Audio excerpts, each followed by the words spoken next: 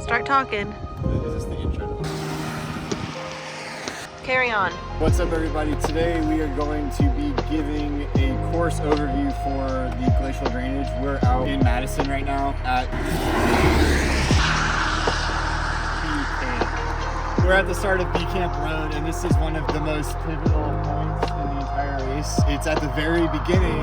You come off of, what highway is that? I don't know road names. Anyway, B Camp Road is the very first gravel road of the entire race. It happens very early, and it's also the most complicated hill of the day, probably. Probably 6 miles, yeah. Probably a situation where if you're not able to pedal up the hill, you're gonna have to dab, and that's gonna probably determine a lot of the outcomes. I would think a lot of people will be running the hill. Yeah. Cyclocross. If you are trying to win this race, I highly recommend pre-riding this hill specifically. It's the only time in the race where making it up or not really is going to affect placement. Let's go check it out. We're gonna drive to some of the parts on B Camp, and we've been debating if the truck could make it up the hill or not. What do you guys think? You're not allowed to even try. It's a small man truck. We're gonna try it. Slow down. Yeah. My bad. So on B Camp Road, there are these I'm gonna call them a creek crossing, but the thing that I want to point out about them isn't the water, it's actually the rocks. And this is exclusive to B Camp. These rocks are chunky and like riverbed rocks. Again, this is the most technical, complicated road of the whole race. I don't want to make it seem like the whole race is like this, but specifically B Camp Road, I cannot stress that enough, is kind of wild. If you underbike, you'll probably flat on this road and then have to deal with that for the next 50 miles. Hello? I'm at the bottom of B Camp. B Camp? I flatted. You flatted? I need help. Oh man. We're coming for you, don't worry. I love this video because Jesse's like walking normally and Trey is just like bouncing along.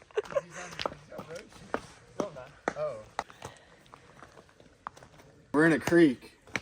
The third creek crossing before you go up. Show everybody this water feature. Water.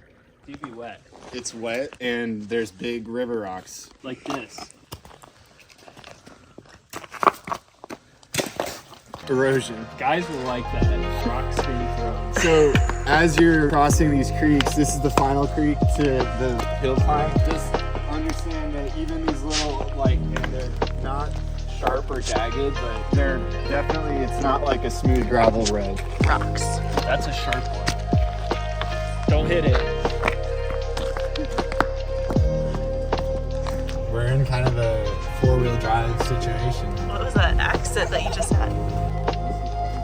We're at the bottom of B Camp, and you still get these river rocks, but also you get a really steep hill at the same time.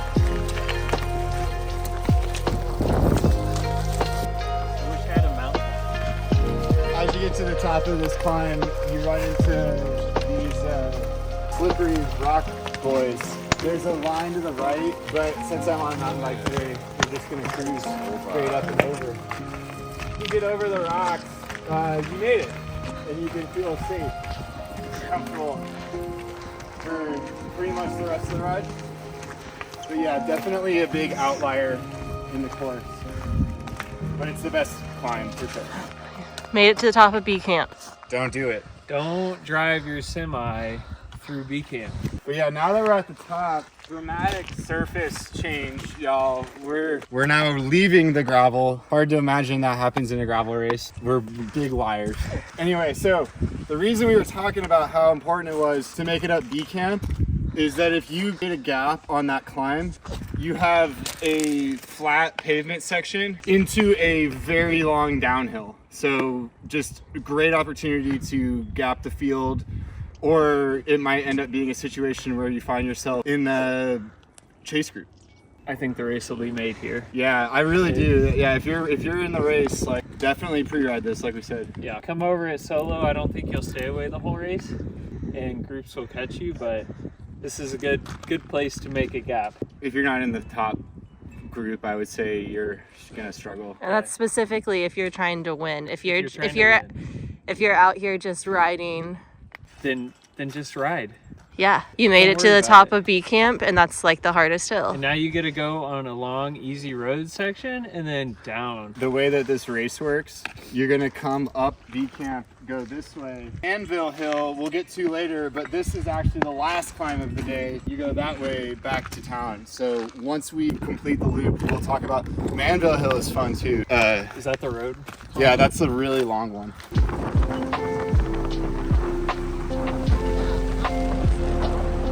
We're going down.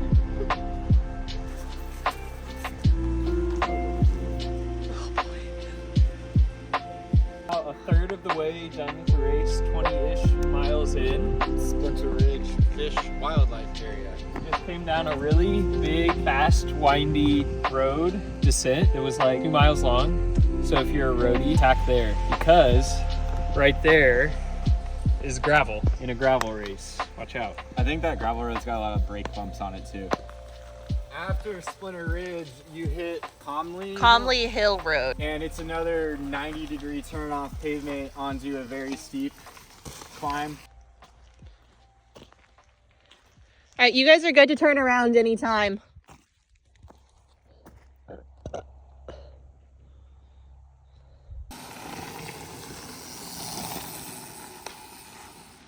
I'm filming. What is this road called?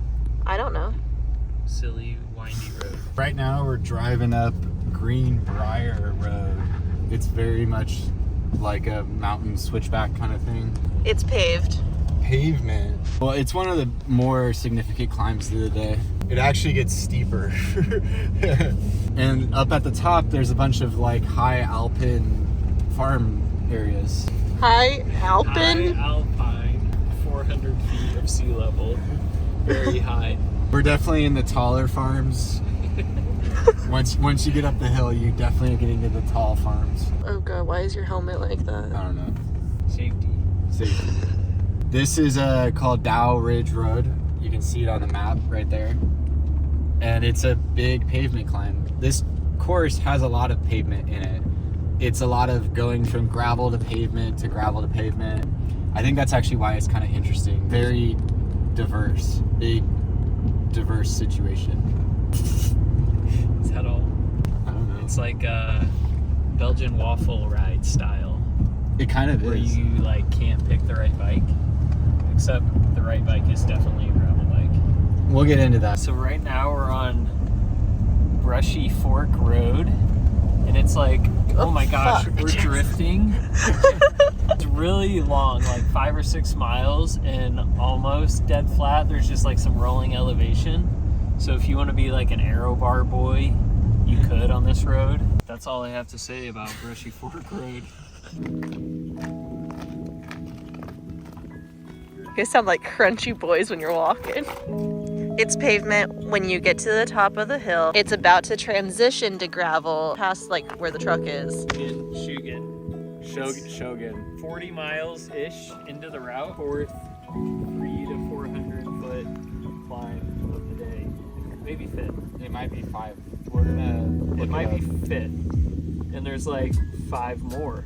So you're halfway in, 40 miles. Yeah, 40. You have about 20-ish miles. That's a big You're on gravel again. That's a big pavement climb. We're about to hit East Prong Road, and this downhill has a lot of vines in it around, like specifically that one tree right there. But you have so much speed going down, and it's a little bit blind, so definitely keep an eye out for any oncoming traffic. We're nearing the end of the course now. Gonna go past the power lines. Actually, under the power lines was a windy hill. Down Turkey Branch, and then you loop back around and climb what's called Right Hill, which I think is the hardest hill of the day. I think it's the second hardest. It's not as like technical as the first hill, but like maybe longer and steeper. It's longer and so steeper. it's harder, but it's easier to keep like Consistently going. keep going and not like maybe have to dab. Like you just have to pedal. It's also like 50 miles into the race, so that also makes it harder. Turkey Feather Road. Turkey Gobble Hill. Gobble gobble. We just went down Turkey Gobble Hill. Not called Turkey Gobble, it's Turkey something. Super long, fast descent on gravel. And then you get this like long road section that we're on right now before you climb Wright Hill, which Jesse says is the hardest hill of the race that you can see. I can see now. Ah!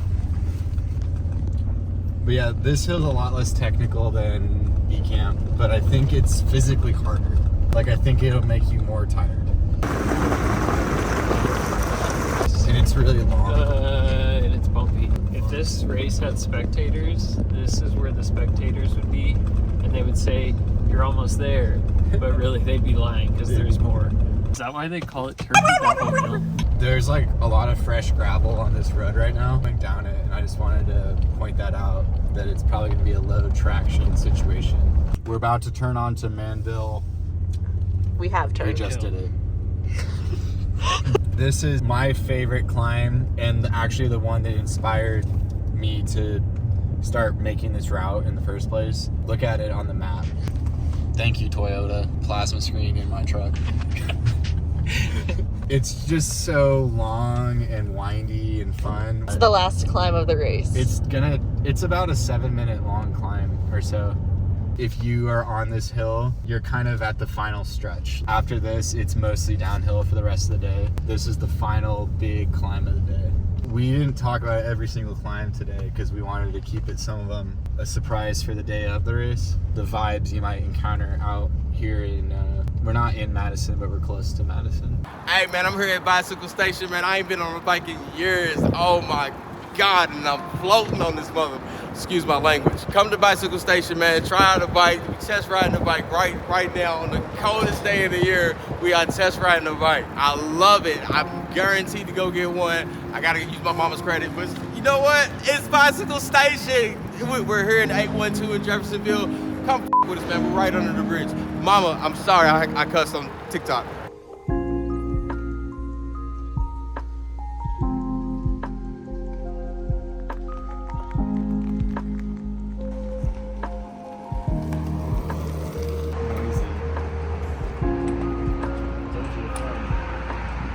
We're downtown now. City boys. City. Look at this city. Downtown Madison. Vape shop. Anyway, we're gonna go get a pizza, and then we're gonna have an argument about what's the best equipment for this race. This is where you pick up your tickets for the race. That's a lot.